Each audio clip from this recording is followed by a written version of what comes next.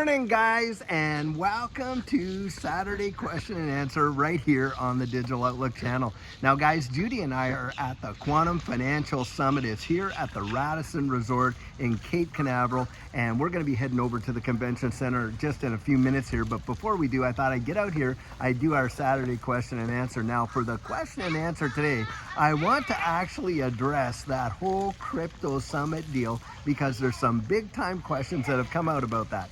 Now, weekend before, we heard the whole deal about, hey, they're going to add XRP, Solana, Cardano, and all these various ones into a crypto kind of strategic reserve. Well, in the whole summit thing, what happened was Trump came out and said, listen, we're going to have a Bitcoin crypto reserve and a digital asset stockpile, which I think he's done that to appease kind of everybody because the way in which this space is so divided, you got your Bitcoin maxis, of course, XRP army, you got all these other ones, and everybody is just kind of sticking around in their own camp. Now, in my estimation, this is going to actually not fare very well for this whole digital asset space. We keep that up.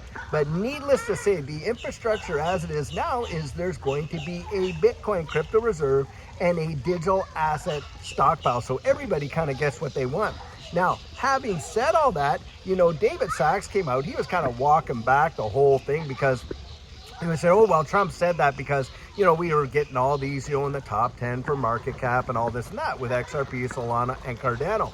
But the reality is that is not what went down. When he actually posted the post, he put in there that it was going to be XRP, Solana, Cardano, and then an hour later, oh, and by the way, Bitcoin and Ethereum will play a part in it too. And then he had other folks come out, and of course, Eric Trump and his tweets and all this and that. So something changed, guys. Something changed in the infrastructure. There's absolutely zero doubt about it. And I think we all can see that. Now, in the long run, do I think that this is going to, really hurt this digital asset space in the sense that, where we're going? I think in the long run, no. In the short term, of course. But what's really amazing is Bitcoin getting the best news that these maxis would ever want. The price went down. It did not even go up.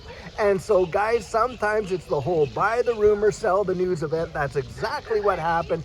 Zero doubt about it. Now, with respect to this whole crypto summit, to me, this is a massive, massive milestone because we would never even have imagined just a year and a half, maybe 2 years ago, anything like this happening whatsoever.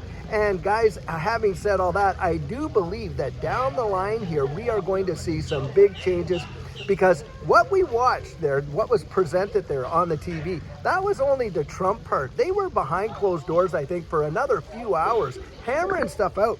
Brad Garlinghouse came out and he was talking about, hey, how all this crypto regulation is getting put in place and how that's going to be a major impact. The regulatory clarity, guys, is what's really going to send this thing into outer space. That's what I genuinely believe. I've said that for months and months and months, that regulatory clarity piece, when that happens, you're going to see institutional adoption in ways most people have not even imagined. They're biting at the bit. Why? Because we know this is the new financial system. In fact, they even said that during the interview, that they are preparing to support, and get this, the US dollar utilizing stablecoins. Did you hear that? Now that right there is a big boon for the XRP ledger with RLUSD and of course XRP.